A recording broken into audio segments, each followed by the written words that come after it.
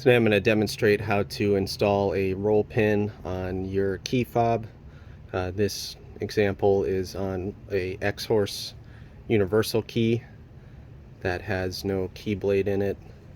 These keys are awesome. You can make them towards most vehicles. They come with interchangeable blades.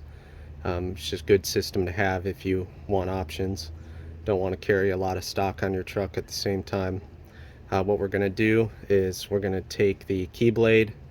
The key blade will have a notch on one side.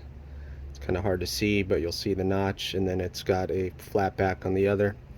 The notch is the direction that you want to face the roll pin hole for the roll pin to have access. So there's what it looks like without a roll pin installed.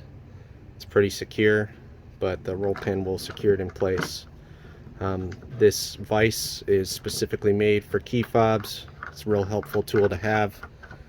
Put the key blade in there, secure it down, and then we'll take our roll pin right here and insert it with this tool it comes with to hold the roll pin in place while you use a hammer to secure it.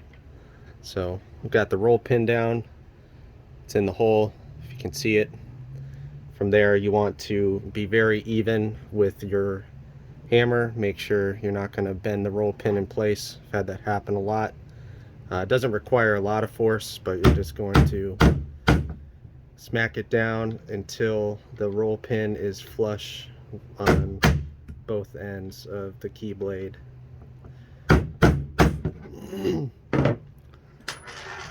It's good. Took a couple hits, but we should be good.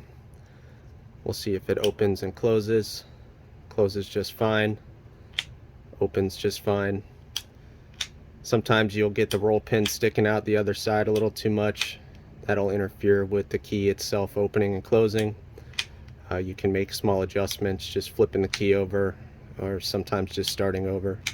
But very quick, very easy. Hope this helps. Thank you.